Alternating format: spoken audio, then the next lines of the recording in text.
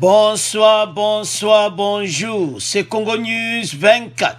Chers téléspectateurs, comme toujours avant de commencer notre émission, nous disons merci à Dieu.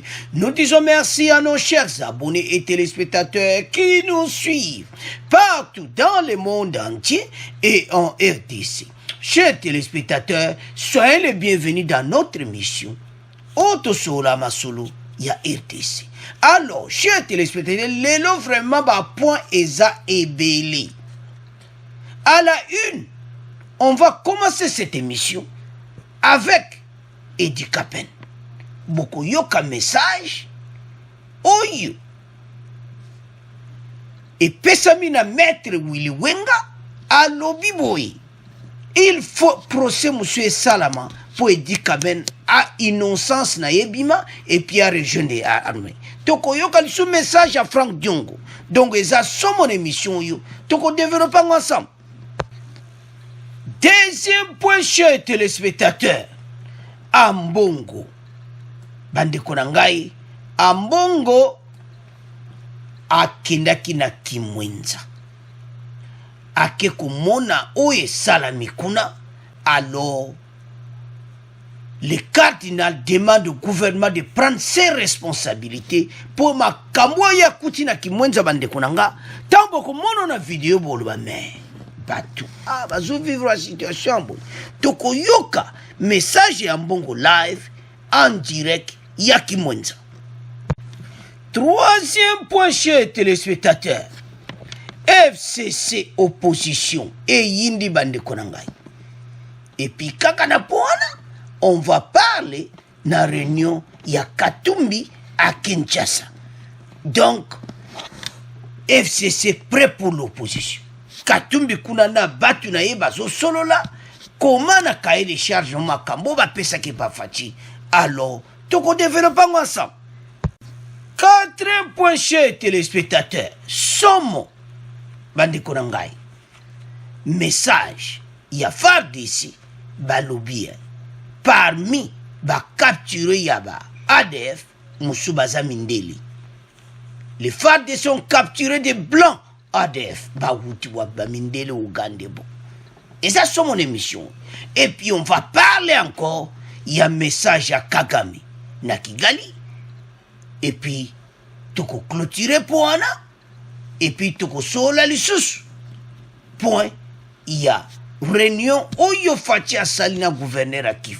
Pour dossier à Kivu bande konanga et ça moboulou. Alors, toko développons ensemble.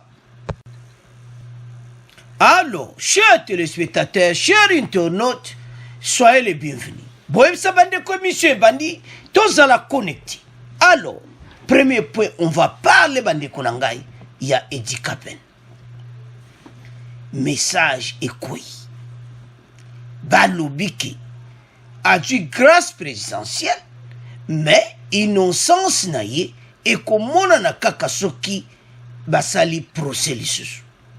Et puis soka bimi innocent ndi akoko région de armée. Donc ndenga zana ako région de armée. Ils a sont mon émission to débattre ensemble.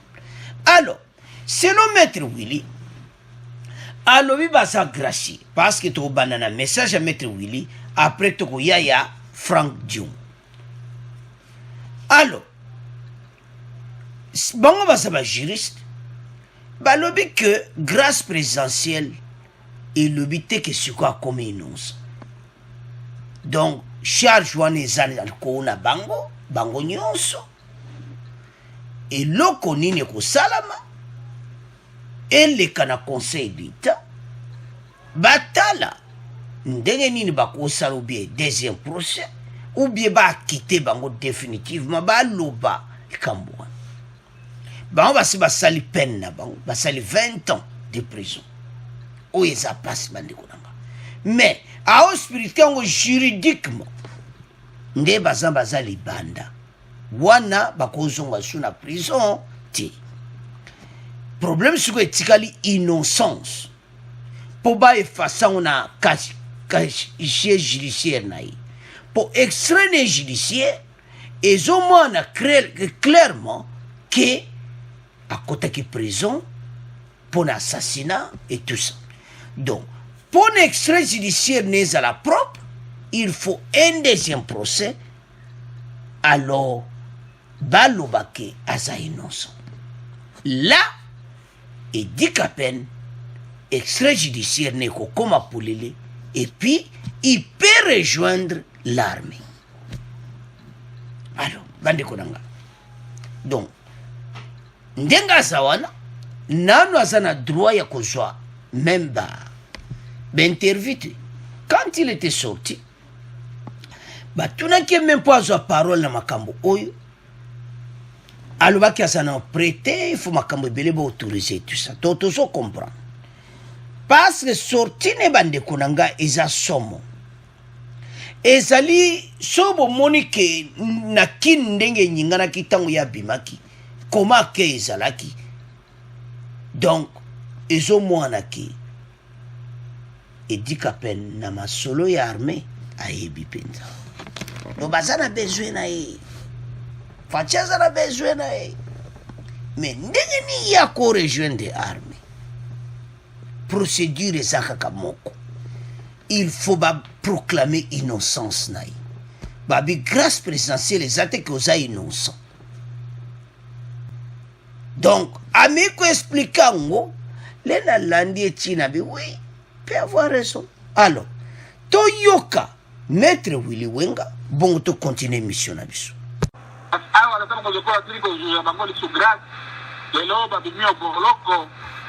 Kasi bobimina bango eliko la tateke bakomi na bozobi na likambo etali condamnation na bango aba zwaka etumbu etikali na mikanda aba bazwaki etumbu wana etikali na kazo judiciaire na bango aba zwaki etumbu wana etikali penza likolo ya mitu na bango ezalingi koloba teke bakomi ba innocent.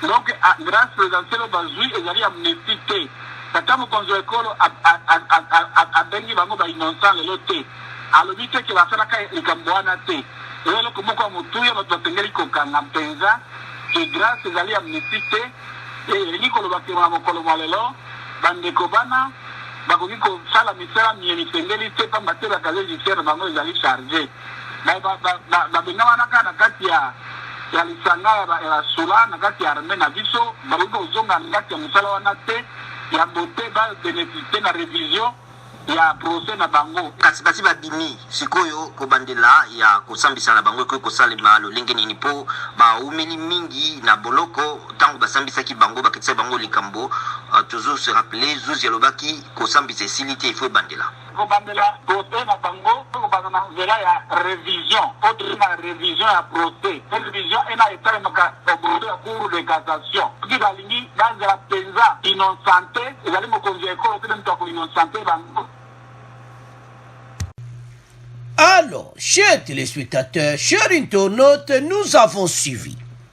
Donc, pour aller non santé, donc, il faut citation Oyo et les Cour de cassation. Parce que extrait judiciaire n'est-il l'eau et ça na charge wana. Pour na kolongo lango, il fait les Kanako Samba après à longo. Alors, on voit que Etikapen ne peut pas rejoindre l'armée. Donc interdiction donc ndenga zana ko rejoindre de armée. Parce que batu baza handicapé na bimi donc kalatina kati pe armée bon babia ko rejoindre te. Kaka soki balandi procédure wandenge avocat wana lobi. Bande konanga eza makambo eza vérité. Donc place bino tout bozana aider so bolanda ki sorti handicapé. Donc Edi Kapen Ndenga Zawana, il est libre, mais il n'est pas innocent. Donc, toye bangona mituna biso, yangoto mema ki ba abonné na biso ba vraie info, yakoye ba ke aza innocent pour le moment juridiquement. Donc, mais aza libre, aza ne libanda otambola na c'est tout. Alors, qu'est-ce qui va se passer maintenant? Parce que ndenga zawana zana besoin ya musala na ye. Alors batuni maître Willy Wenga ne wul batuni question baza jali banda ba umeli na prison tout ça. Ba bindenga zawana fu ba kende na balanda procédure wana. Cour de cassation conseil d'état bazwi badécision wana nyonso et puis Edi Kapen akozala sikoyo akoma innocent et puis extrajudiciaire na ye koma très propre. Alors c'est à ce moment-là que Edi Kapen peut rejoindre l'armée. Problème eza mobulu. Pourquoi tozoloba eza mobulu? Parce qu'on reprend le procès eza black ti eza somo bandeko na ngai. Alors il y a d'autres procédures peut-être ngana yo juridiquement d'autres dossiers qu'on ne comprend pas, mais ndenge avocat na expliqué Edi Kapen asa na interdiction ya correction de armes. Mi pe konde mutu interdire na ndenge akotaki prison, alors akoko rejoindre te parce que extrait judiciaire na ye eza que akota prison na boye na assassinat et tout ça, donc akoki te. Alors ndenge tolandi wana question batuni ezaki clair balobi mpona yango akoma innocent il faut un autre procès et salama ou bien cour de cassation basala procédure moko que y a les cas ou bien procédure ezebele il passe à la barre expliquer problème tout ça alors une décision que voilà banda lelo a commis innocent à région des armées deko salama président de la république a sali travail na ye o etikali et commis état de droit batala ndenge nini no auditorat militaire bakoki kosolola nango nde nini excès judiciaire neko koma propre pour la région des armes. Alors c'est ça, donc je crois bien bandeko nanga tolandi yango très bien pona Edi Kapen. Alors toyoka message siko ya Frank Diongo. Frank Diongo alobi ebele bazaki na timbi apesi exemple aye moko ye azaki na prison balobi o jamais fatia kobimisa yo tant que baza na alliance na Kabila okobima te tout ça. Yazoyebisa me na peuple congolais ete doute eza te bo bazaki na doute balongola yango tala Edi Kapen balobaki Edi Kapen akobima te yo asa nini abimi. Message mbe c'est pas bandeko oyo bazangaka bainfo bapesaka ka info kaka ndenge wana kaka mpona kotroubler opinion bandeko na biso. Bandeko baza na besoin ta baya koyokaka biso bayoka d'information moko ede pe bango mpe bapartage yango na réseaux sociaux. Mais quand nous donnons de mauvaises informations bango mpe bapartage yango na réseaux sociaux etamboli kaka bon. Nani yango alobi ke bapekisaki Faci abimisa Frank Diongo te? Nani yango alobaki ke Faci kobimisa Edi Kapen te? Lelo tokome wapi? O décision sezwamaki Edi Kapen akobima te. Ba réseaux sociaux etondaki kaka bongo. Lelo notre colonel bien aimé au Congolais balingaka akomi libanda. Ozomona? Donc c'est ça, bande konangai, totika koyoka oyo wana, oh boy, non. Parce que, vérité, il y a ba décision oyo swama, président de la République a son autorité n'angonyos. Il est le garant de la nation. Moussou Swazati. Et belé siko bavaninye parce que FCC est panzani. FCC est combien nye? Alors ba tomboli maboko likolo ba lobito comme na opposition. Mais toujours na point. Eza somono bete nyati tango mona nge nyata mutuwa bien na okufa. To tombola maboko likolo. Ba bi béton en tout cas biso comme une opposition. Eza ya koyinda toujours na point. Alors, bandeko nanga, Frank Diongo a touché point moko clair. Point moko clé, je m'excuse. Alors, point oyo, et ça oyo ba Congolais chaque fois, baza koututi. que o fatia kosala boiti o fatia kosala boiti o fatia mais lelo yo to komi wapi bandeko na nga tokeba na oyo tozoloba.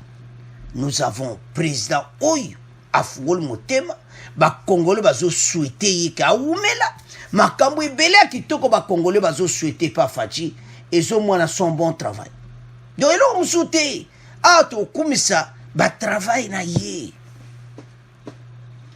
Alors sans plus tarder toyoka Frank Diongo bongo tocontinue mission na biso. D'abord ezali koremercier Nzambe mpe président de la République po tembe alaki mingi soko Tshisekedi aza réellement vrai président abimisa Frank Diongo na polo asigné ordonnance na bimaka na polo soko aza vrai président ono anome bajuge anome bagénéraux apermite bango asala yango eye kokoma tembe soko aza président dossier wana oyo Kabila alingaka te Nadi Kapel alors abimisi ye yango nde mpona soutenir et le président de la République et soutenir les connaît Nadi Kapel dit au moins tokote na prison mpona abimisa bango.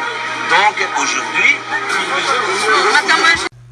alors bandeko na ngai tolandi biso nyonso Frank Diongo eteya bino ba oyo bazalaka na tembi eteya ba oyo bapesaka benfo pona kotroubler peuple congolais.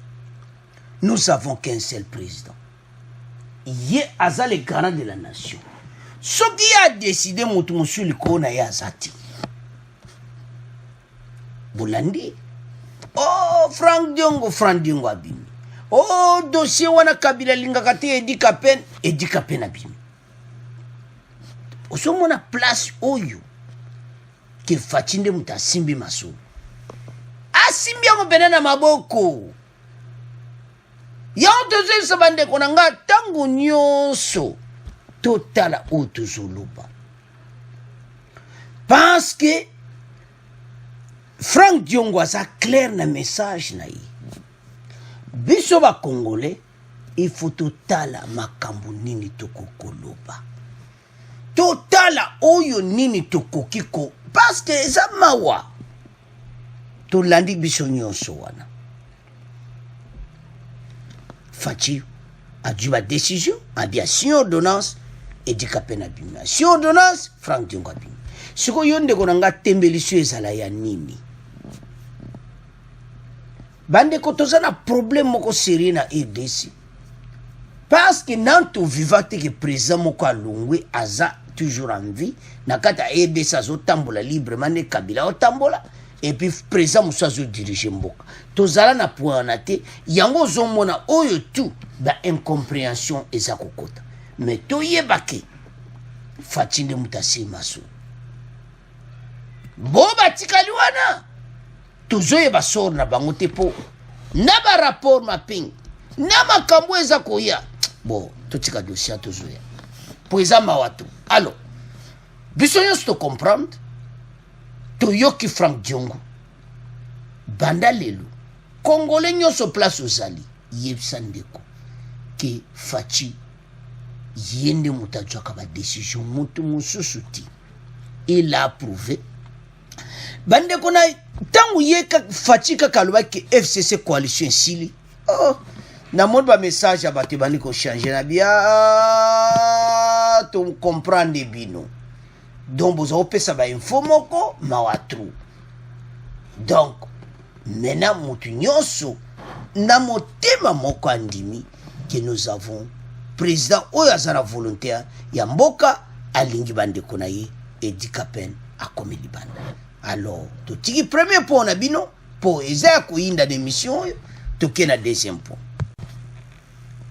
Alors chers téléspectateurs bandeko na nga point oyo ambongo ake komona makambo moko do esali epasi ekosala congolais nyonso bepasi alors amoniki apasi yango epa président de la République Ravin du Plateau de Kimwenza. Le cardinal Ambongo demande au gouvernement de prendre ses responsabilités.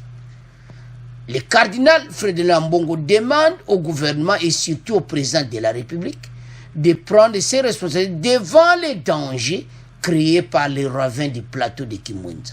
Dans la commune, je m'excuse, de Mongafula, aujourd'hui, long près de 2 km. Ravin waneza très dangereux, bandako za bakote ne kwea na kati ezobukana. Donc cause ba mort na mikolo kuya. Boko mona vidéo. Donc ozomona ke EDC ezana ba dossier bela ko traiter. À l'est, tout ça na problème kuna na est. Awa na Kinshasa, problème sombule betima. Donc ba place ebele ezo senga ba travaux. Cela montre comment gouvernement na wezala ki liboso bazaki ou négligé. Parce que même en bongo alobi yango bino facha ekokuta bolanda interview na ye, mais ya Olanda le peuple d'abord et j'en suis sûr que cas problème oyo bakoza solution nango. Ce n'est pas possible près de 2 km. Sikoyo gouvernement oyo bavanda pendant 20 ans. Je me demande, bamakamu soit miki, bakoko s'arranger. Mais Kinshasa, bakote monsieur eza pena mawatro. Kaka problème oya ravin, ya plateau ya Kimwenza te. C'est partout. Il y a des problèmes sérieux ba canal ya mai makambo ebele. Talana ba défi président de la République azana. Ambongo ake komona ngo si place boye ke bango pe kote wana. Moi songi pe ezala danse. Donc à lobby penza alors azo senga président de la République aya à résoudre la situation le plus tôt possible parce que eza danger bandeko le beaucoup mona ngo message ne en tout cas eza problème moko passer. Parce que ayebi yemo que le gouvernement avant Fachi basal na bango elokoti. Ya omo mikolo bavanda bango kimia batiki union sacré. Son catholique bavanda bango kimia, c'est-à-dire bazo mone sur place à okota ezate parce que bango ezaki mimi on à côté Fayulu bakoti, donc siko côté Fayulu pe mawatro parce que Fachi a tiki coalition. Alors le quoi la coalition beaucoup sur rejoindre no yasana Kabila au bueno Fachi azo mema union sacré bata la gouvernement oyo ndeni ko ba responsabilité nango. Cette déclaration a été faite à l'issue de sa visite le 8 janvier au cours de laquelle l'archevêque de Kinshasa a komona makambo oyo ya ravin oya Kimwenza oyo amoni de ozomona kene de mobulu bande konanga. La route a été engloutie ainsi que plusieurs habitations et autres infrastructures. Alors, Tolanda extrait vidéo oyo bon to continuer mission na biso. Et constater aujourd'hui que cette route a disparu de cette manière aussi dramatique. Que vous voyez derrière moi, ça me broie le cœur. Non seulement parce que la route a disparu, mais j'imagine la souffrance de toutes les familles dont les maisons ont été englouties dans ces ravins et toute une partie importante de la population de Kinshasa qui ne sait plus sortir. Pour arriver ici, nous avons dû faire un grand détour presque par la cité verte pour arriver ici. Mais c'est impensable. Ce que je trouve de plus grave, c'est que ce ravin n'a pas commencé aujourd'hui. Ce n'est pas l'année passée, ce n'est pas 2-3 ans passés. Ça a commencé depuis longtemps. Et tous les décideurs d'hier ont vu venir ce ravin et l'ont laissé jusqu'à atteindre ces limites. C'est là qu'on voit tout de suite le peu de cas, le peu de considération que nos dirigeants ont pour le peuple. toujours entendu parler, mais aujourd'hui, je suis là, j'ai vu et je vois comment cette population est complètement désemparée. Parce que le ravin continue à s'élargir. Moi, je dis tout simplement, après avoir vu ça, ma responsabilité de pasteur, c'est aller au nom de ce peuple, en parler à qui de nous. Et dans le contexte d'aujourd'hui, il s'agit du président Félix Tshisekedi. Il n'était pas là hier quand le ravin a commencé, mais c'est lui qui est aujourd'hui. Je connais aussi son souci de mettre en application les devises de son parti laissées par son père, le peuple d'abord. Et c'est ce peuple qui est aujourd'hui peuple. Alors, bande konanga tolandi wana, alobi ravin oyo esali eza 2 ans te, 3 ans te, eza plusieurs années. Sikoyo. D'une manière d'une autre, Kabila na pouvoir na ye bazai kosala nini. Donc, d'une manière d'une autre, azo lobela PPRD et Don Moussani basali pendant les 20 ans. Ba mona ki ravin wana te. Cardinal Mbokwa, ça n'a raison. Devant ces dangers, n'a pas encore dit son dernier mot. L'archevêque de Kinshasa promet de faire un plaidoyer au sommet de l'État pour les habitants de ce coin. Pour l'archevêque de Kinshasa, cette situation est simplement inadmissible. Le danger est réel. Rachel, le président de la commission, vit consacré qui moins à Kindele. Donc, côté Wanado Mawatro. Alors, le cardinal et sa délégation ont fini cette visite à l'université Loyola du Congo. Elle aussi menacée. Donc, partout qu'on a batambulaki. Alors, bande konangai, message naye, en tout cas, lobi kitoko. Parce que, à lobi kezanangol année passée, donc, facha yeko kuta yango, ba président Obazala Kiwana. Yakato lobaki FCC, ba bomi mboka na niveau nyonso. Tika cardinal alobela bango. Parce que ba mona ki rave wana tendeni ezo pousan. Ba mona ki rijamote. Facha kota ba kale bandi. Facha moya moun makambo yo. Facha sana besoin ya kusala makambo ebele me. Coalition FCC cash bandi konanga to sepela. Parce que botala kabino monde wo mona vidéo wana. Et ça m'a trop. Les ravins s'agrandissent. Donc la route a été engloutie. Ainsi que plusieurs habitations. Donc les ravins connaissent des années. Mais vandi wana koyiba bambongo à l'État pendant les 2 ans. Alors bazana problème sikoyo parce que déjà n'a habité. Comme une opposition FCC. Mais bino bozana problème. Cardinal Mbongo yona utolo bela bino. A recadre bino. Que Ravin wane salib des années. Tala no ba charge ba yakopé saka fachi. Mais ba yibi Mbongo à l'État, il fallait ba sala misala wana.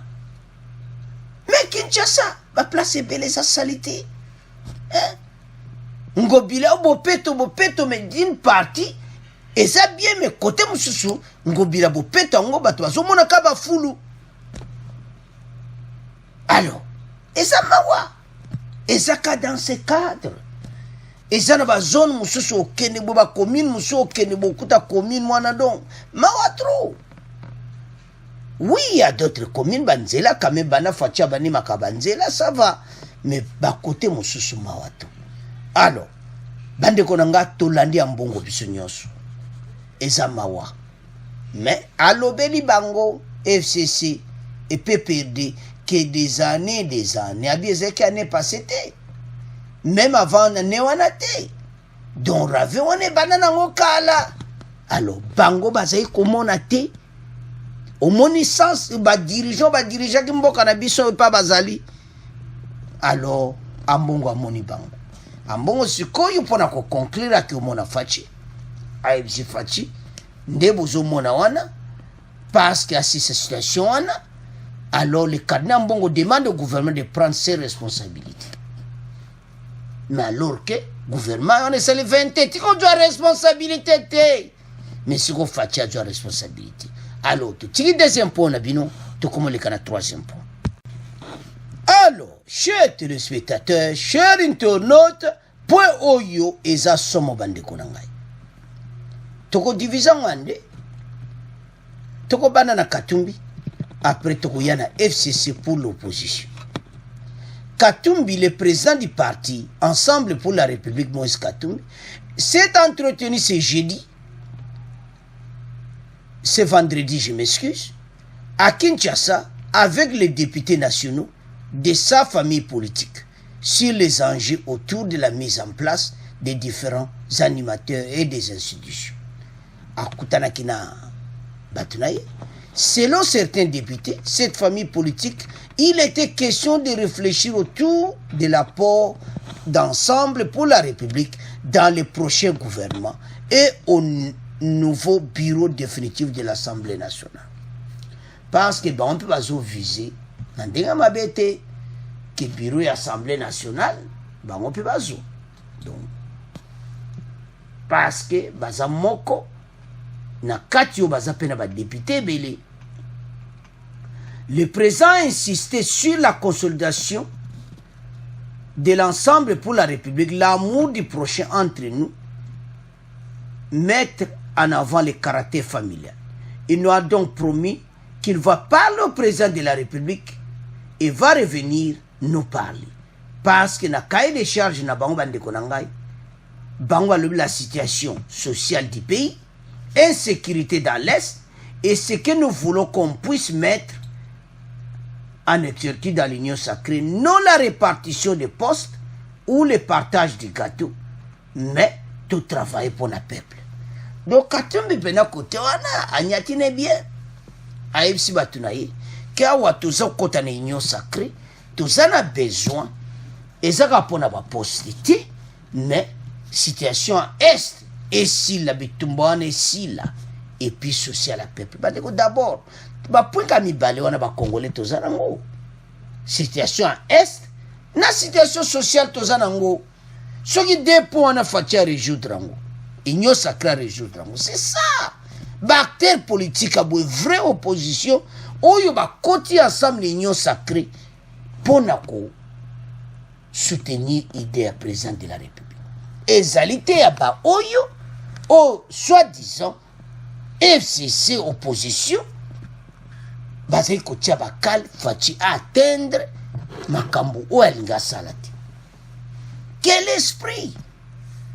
Alors, Moïse Katumbi koto wana solo line bien. Aïbisi batene pour le moment zana Kinshasa. Mais à l'obinaye, mais d'une part bazana besoin peut pas poste moko important. Peut-être président ya des bureaux définitifs Assemblée nationale. Peut-être bango bazwa yango. Donc ba makambo ezebele nezoleka kuna. Alors bande konanga Moïse Katumbi pour le moment zana kin. So mona zana Kinshasa ba solo ezebele. Donc mikolo yo Lubumbashi yovana kuna Katumbi na kin masolo na masolo. Bangonde pena baza ko kase pende yoka la kabili na batunai. Donc Katumbi kote wana et puis Fayulu bazo yoka yango parce que Katumbi azana kin ye banda kala yebsaka Martin Fayulu, ça ce n'est pas l'opposition. Na moment où le pays to zabouyi, il faut une opposition républicaine. Katumbi yebse Fayulu. Mais Fayulu azana baboul oyayi. Baboul wana akende peka na ngoti pa ko beta ngona mutuzona leo beta ka bazonge ba lui non. Et comme trop tard. Tango abalukate non na région de Fachi comme trop tard. Navire comme plein Fayulu zata la place au tchalo koluti. Donc tala Moïse Katumbi ndenga zo sola na batunaye ozomona ke bazana besoin union sacrée sala masura kitoko. Alors, what is la première partie à Katumbi? Tous les cas qu'on a FCC prêt pour l'opposition. Sans peuple. Ah, Nzambe. Prêt pour l'opposition. Parce que ce qu'on peut n'a pas boire éponge. Ba mone que non ba député nyoso ba kei. Ce qu'on peut n'a pas ndi minandenga mabete. Ba pesina article bande kona ngai. Qui bango baza prêt maintenant pour l'opposition. Ah, FCC majorité, ba commune opposition. Moni match, nenge baluki, Shadari, Nehemi, moni match yango nenge zalaka, match baluki. Bino bozalaki batu ba gang. Combien de gaz lacrymogène bopesi ba Congolais na nzela? Bomoni ke bozaki organisation moko sans structure. Bozaki na bino moko bitwana ezalaika pona konyokola ba Congolais. C'est-à-dire la dictature de 18 ans. Bolobi 2 ans auto baksango to kotaka na masolo. Quel esprit! Batu baza mystique bande konanga batu oyo. Ah! En tout cas, prêt pour l'opposition. Parce que bon qui va député baki bande kona ngai so bozo yo kaka masolo makamto e sabino donc bazaka ko kende défection zo salama du jour au jour tito ko koma mokolo premier ministre akobima na yebite bakoti kala même ba 40-30 députés pondenga makamango zo kende yeba mende akiko kuta na fachi atiki cahier de charge na ye pona ko yebsa FCC ken pena na longo pona pesi cahier de charge nyo sacré ezaya ko inda esi yindi bate konanga sikoto loba nini batu oyo baluka luka makambo mais siko pena ba komina suka grand beton tanka kezo kweba monike déjà no buka batol tamba ko buka batol bari ko yaba uba vanda bakita bino komita to bwa éponge opposition sans peuple beton ba mo ekangami bay bon bondimi en tout cas de comme opposition béton bon comprend bon nyata biso tito panzani biso nyonso alors opposition sans peuple to qu'est-ce qu'on a point opposition sans peuple ezandenge nini. Pourquoi tout ça le babongo? Parce que et si c'est soit côté nanzela que de déclarer les Kamobe contre l'union sacrée nana Hollanda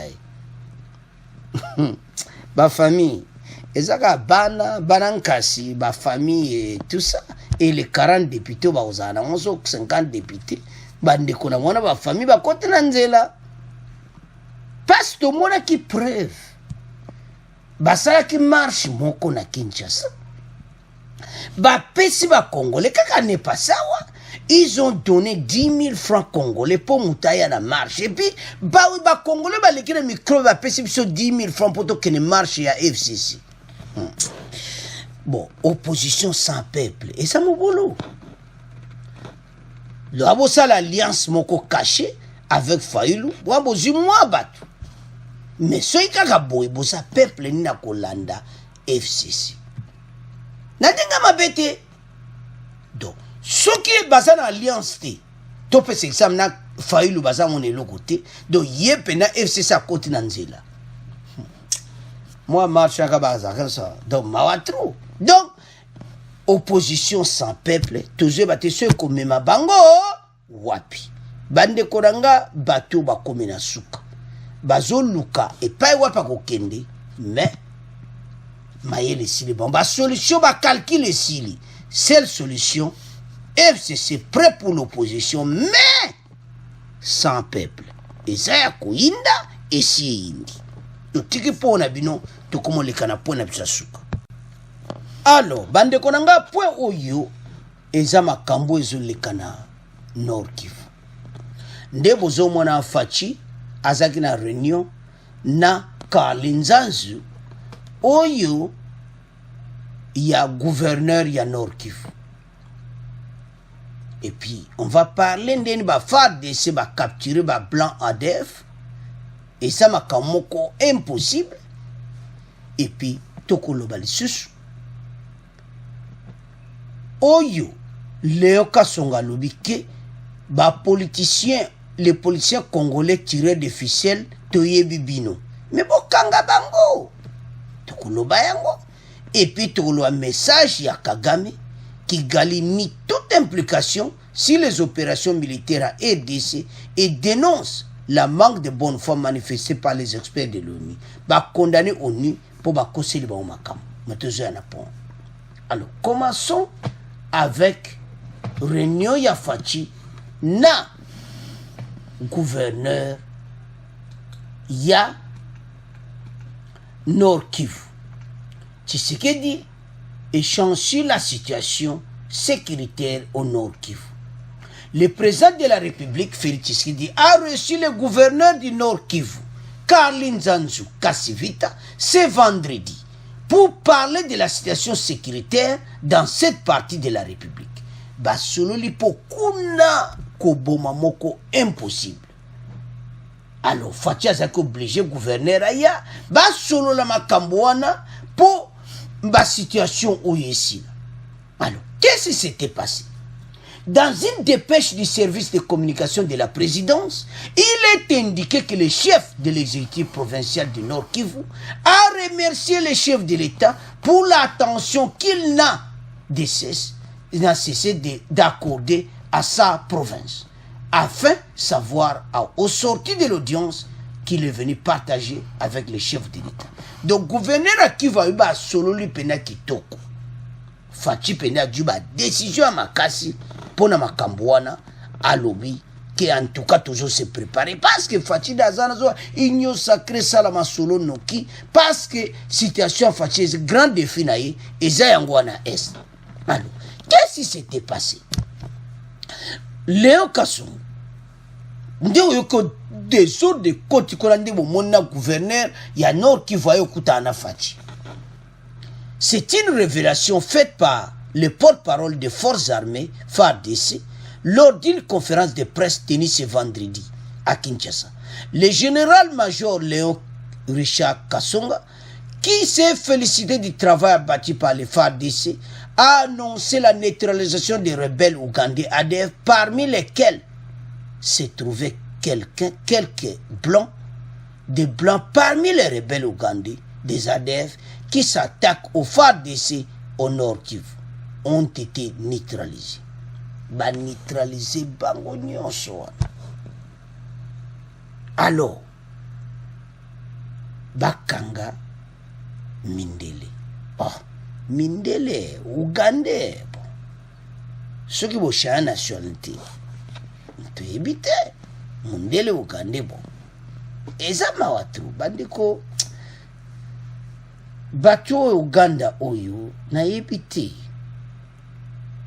baturio ezo sala biso pasi bande kona biso na Kivu landa ke mission na biso chaque fois tant to koma na point oyo congolais nyon c'est ça la qui passe bazo boma chaque jour ceci na biso zaki makambo anesi la ezabawa mais les commanditaires balobi bayibi bango toujours qu'est-ce qu'on a pour il y a guerre wana est bandeko bazobonga batu boyi tuka bato ya PPRD basamote amabe. Quels sont les commanditaires? Léon Richard Kasonga lance un avertissement aux politiques qui sont à la manœuvre dans diverses attaques des troupes armées dans la partie nord-est du pays. Les politiciens congolais tireurs de ficelle impliqués dans la manipulation, ensemble, impliqués dans la manipulation des groupes armés dans les territoires de Béni sont déjà identifiés par les FARDC. Ba manipulateur en congolais banani. Moni place où il la capacité qui des infiltrés na katia gouvernement congolais. Bandeko inyo sacré saka noki makambo etampo makambo ipesaka pasi na colère. Donc FARDC yebine mutu wana me preuve ezate. Fo bakanga preuve bakanga mutu wana me mutu wana za mukonzi. ba politicien mais kala wana papa ba preuve ngo bokanga mutu wana te baba nja kokima ba musuba kimyo akemboka bo me bokanga batu wana ya tozoloba ke batu tu bazo sala makambo na Nord Kivu ba politicien wana rapport mapping na tribunal international RDC zakoya bande konangeza pasi tangu nazo tanga na tali les politiciens congolais tireurs de ficelles impliqués dans la manipulation des groupes armés dans les territoires de Béni sont déjà identifiés par les FARDC. Vous les avez identifiés, mais pourquoi pas les arrêter? Et on place où on peut comprendre les FARDC. Boyebi bango, mais bokanga bango. Chaque jour na Béni. Toko vivre boy. Les villages tout autour de Béni, ba village wanyo so mwe batu ba kebilanga ate, ils ont peur à éviter soka kozonga, parfois des incendies, par de ba meurtre moi zo sala mama watu. Eza mawa. Alors batu wana bako tambula libre mati. Alors point toko loba suko ba mindele wana ba banani. Ba blanc wana na kati ADF banani. Ah, bon. Gouvernement s'en charge. Pas réunion fatia qui n'engoueza ma casse bande konanga. Na gouverneur à Kivu. Et puis j'en suis sûr, l'autorité n'a pas qui présent. Parce que, Ezama Kambo Oyo, Ezo Tungisa Pena président de la République, situation sécuritaire au Nord Kivu. Alors, basola qui bakasi nango. Alors, Ezama wana batrocité wana, le chef de l'État à cette occasion exprimé sa compassion à la population du Nord Kivu au regard des atrocités commises par les ADF, a encore rapporté le gouvernement au Nord Kivu. Donc, Ezama atrocités ont continué. Fatia Ebiango, alors, bazotale yango nde basoli na réunion pour situation oyo esila. Alors, bande konangai. Point siko ya suka eza ya Rwanda. Rwanda bayaki na sol congolais. Maintenant Kagame atindi message à Lobi Kigali nie toute implication dans les opérations militaires. RDD dénonce la manque de bonne foi manifestée par les experts de l'ONU. Azo condamné au ni que au ni makamba lobby et ça manque de bonne foi parce que Bango jamais bâti koya sur le sol congolais. Ya solo wana boyate non, ça ce n'est pas vrai. Kagame ayibi na eke bayaki na Bango. Mais loko la kabo comprendre batu oyo ba manœuvre bazo sala parce que bespero ni balu baza ba preuve. Kagame lobi no preuve ezati. Sikotoko loba nini bande konanga na po oyo. Donc aniye yango. Donc aniye penake Bango ba yebi lo côté. Oh. Do ba massacre nyonso abino boyebe lo côté ba yebe lo côté. Et puis bazolo ba ke vraiment ke ba yebe lo côté non. Bande konanga batu oyo ba voisin oyo ya Rwanda mokolo ezali parce que ba manœuvre oyo nyonso bande kotoza na kimia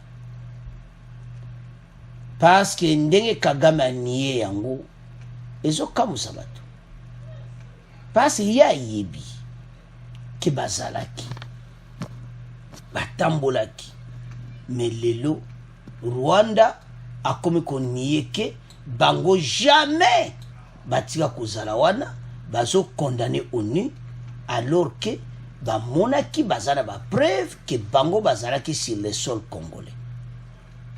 Ce n'est pas possible. Bozala ki na mboka na biso mais lelo Kagame azo nié que non batika kozala ti bande konanga batu oyo baza contre biso batu oyo baza pena balinga biso ti. Le Rwanda ne reconnaît pas la présence de ces militaires sur le sol congolais. Il rejette les accusations formulées par le groupe d'experts des Nations Unies dans son rapport à mi-parcours publié en décembre dernier. Selon Kigali, l'armée rwandaise ne s'est impliquée à aucune opération militaire sur le sol congolais. Bon, batu oyo mokolo eza bakosuka ata bawangani mokolo ezali mokolo pene okakelelo ebeti na nord-est kuna bandeko ya Kivu union sacrée baza na makambo ebele basi banegosie eza na Angola armée makambo ebele me moko kaka mokolo siffle kobeta kisalo mibanda bakozwa bambango me bawangana kaka esali lokoti. Alors eza na point nde tozo clôturer mission na biso. Merci bandeko nande bolandi émission. Merci na ba commentaire na bino. Bon abonné massivement. Au revoir, à la prochaine.